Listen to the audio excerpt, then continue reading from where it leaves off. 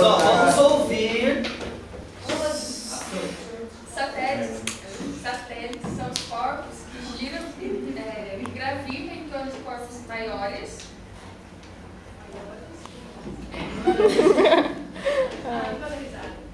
E tem os satélites artificiais e naturais. Os naturais, todos os planetas, exceto Mercúrio e Vênus, possuem. Os artificiais são... Peraí, repete de novo, que acho que eles não ouviram. Fala de novo. Satélites artificiais e satélites naturais. O que são satélites naturais? Todos os planetas, exceto Mercúrio e Vênus, possuem, que giram e gravitam em torno dele.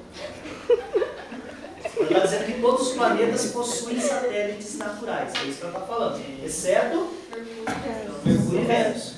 Tá? Está descolando. E os satélites artificiais? Mateus. A União Soviética lançou o primeiro satélite natural no dia 4 de outubro na Terra. Calma aí. A União Soviética. 4 de outubro de 57. Ela lançou, a União Soviética lançou o primeiro satélite artificial aqui na Terra no dia 4 de outubro de 1950. Você lembra o nome desse satélite? É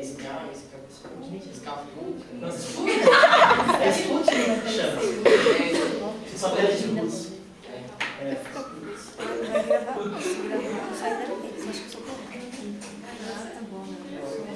E meteorológicos que são usados na previsão do tempo. Satélites meteorológicos são usados na previsão do tempo.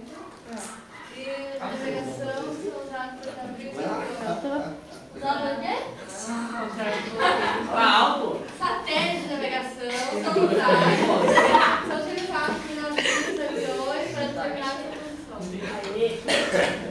eu estou lendo aqui no trabalho de vocês a respeito de um satélite, o satélite Sputnik, que foi uma tripulação. Tá mais resumido aqui, né?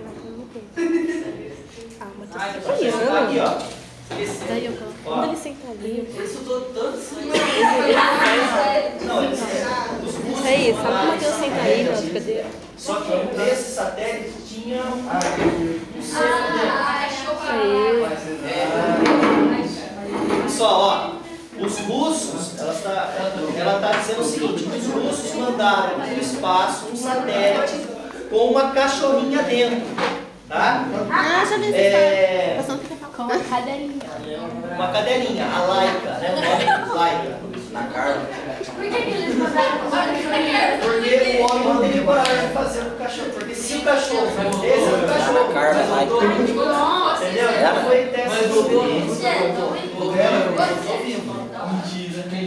Coitado do cachorro. Tem que desligar.